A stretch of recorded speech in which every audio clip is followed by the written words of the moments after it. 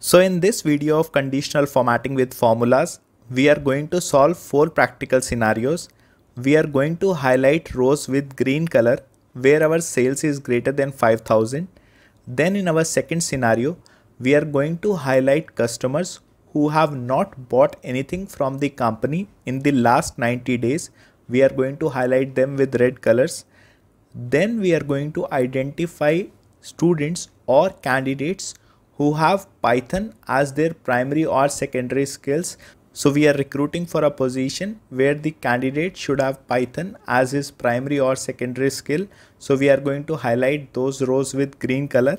And then finally, we are going to highlight products which were also our top seller in the last month. And to be honest, when I was initially learning conditional formatting with formulas, I felt myself a little lost, and the content that was already available, I personally felt that I was not able to grasp it easily as a beginner. So from my experience in this video, I'm going to share a 3-step process that I have come up based on my personal experience and which has helped me solve all the scenarios related to conditional formatting with formulas. Let's discuss about these 3 steps. So the first step is very simple. The formula should return true or false as output. The formula should return true for cells where you want your conditional formatting to be applied, and false for area where you do not want to apply conditional formatting. So for these rows right here, where the sales is greater than 5,000, we want that to be highlighted with green. So for these rows, the formula should return true, while for rows where the sales is less than 5,000, it should return false. So our first rule is very straightforward. The formula should return true or false. The second rule states that if you paste your formula in any column of the particular row, it should return the same value. For example, I wrote this formula in C2, and if I copy it to any other column of row 2, it should give me the same value.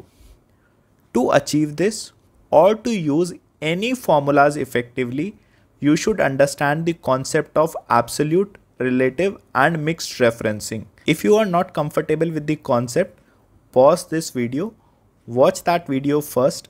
You should see a link to it in the description and at the top right side of this video.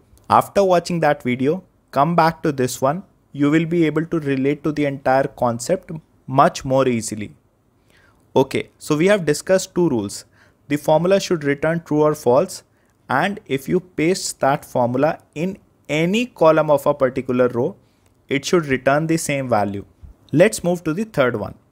The third rule states that the formula you wrote for the top row, it should work for your entire dataset range, which means if we copy our formula to the below rows, it should return true or false correctly on the basis of values of that row.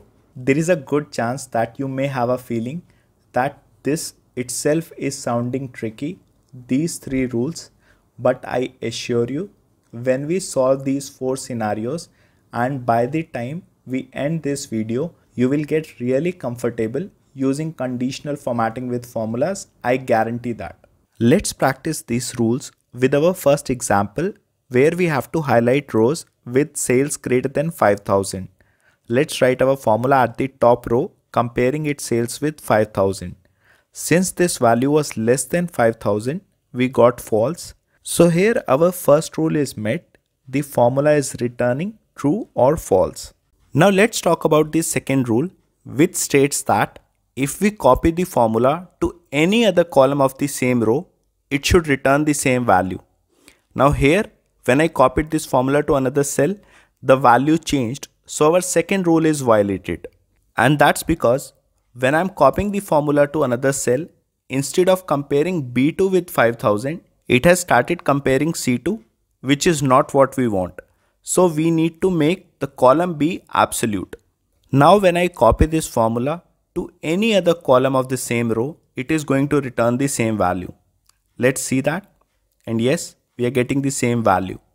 Now our third rule states that one single formula should work for the entire range. That means if I copy this formula to the below rows, it should give me the correct output based on the value of that particular row, which is the case. Where we have values greater than 5000, it is returning true, and where we have values less than 5000, it is returning false. So all our three rules have been met. The formula is returning true or false. If we copy the formula to any other column of the same row, it is returning the same value, and one single formula is working for the entire dataset. Now all we need to do is select the dataset where we want our conditional formatting to be applied. We go to conditional formatting, we click on new rule, we select formula, and we will paste the formula from the top row. Finally, we click on format, fill, we select the green color, we click OK, and we get what we were looking for. So these three rules will come in really handy to solve any scenarios related to conditional formatting. Conditional formatting is also dynamic. It changes as the values are changing.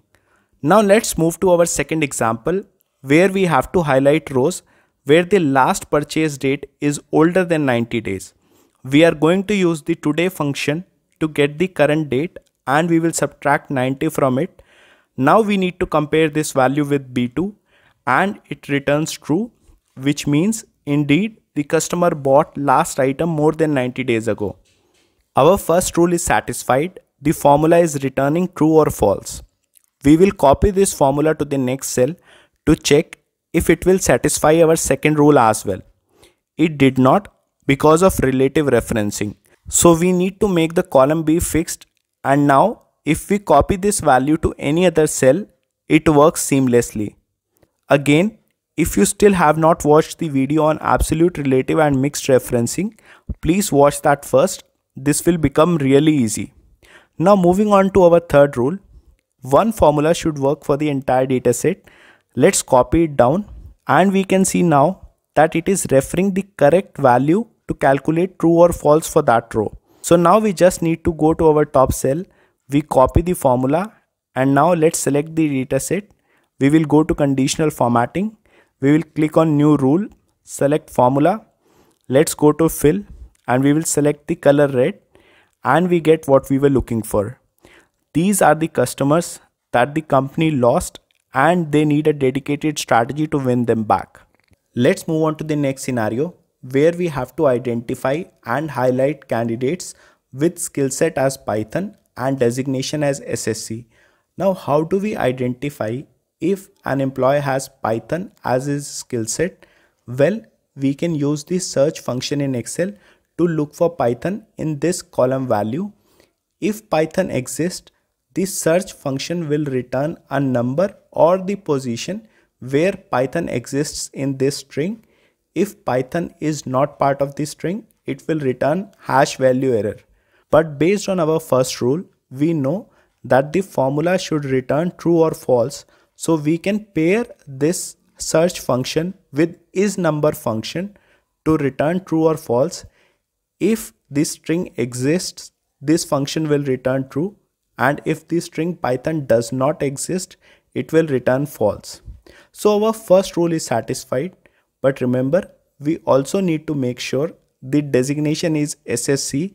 For that, we will use the AND function, which allows us to compare two conditions, and this function returns true or false.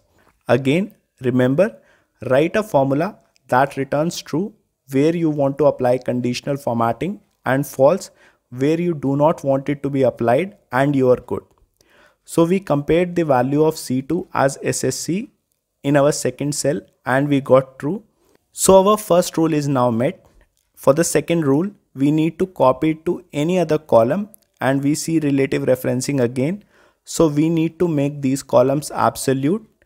Now after doing it, if we copy the value to any other cells of the same row, it works perfectly.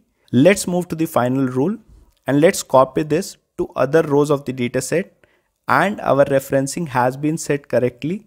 We are getting true or false on the basis of values of the same row. Now we just have to follow the last process again. We copy the formula from the top cell, We select our dataset, we go to conditional formatting, we click on new rule, we select formula, and let's paste the formula. For the formatting, we will select the green color, and we can clearly and neatly see the candidates suitable based on our requirement. Let's delete this true or false that we did for the sake of our understanding, and it looks pretty neat now. Finally, let's move to our last scenario where we have to highlight consecutive top selling products. For this one, we need to look up a value into another sheet, and we can use our lookup functions for that. Now we know that lookup functions do not return true or false. If the value is found, it will return the corresponding match, and if the value is not found, it will return #NA. So essentially we need to turn #NA into false and the remaining values to true. For that, we can pair our VLOOKUP function with isNA and not functions. IsNA function will return false where we have values and true where we have #NA. Now we just have to reverse it, and we will have the formula returning true or false as per our needs. So our first rule is satisfied. Our formula is returning true or false. Now we just need to make sure our two other rules are followed, and if our referencing for this formula is correct, it's going to work perfectly. Here that was not the case, so we need to make our B column absolute. The other range was already absolute, and now if we copy it over to the other cell, it is working fine. Let's copy down to the other rows as well, and since our referencing is correct, we get the correct values here as well. Now that we have the formula, we just have to repeat the process of copying the formula from the top cell and applying it in the conditional formatting section. Let's choose the appropriate formatting option here, and we got the consecutive top selling products.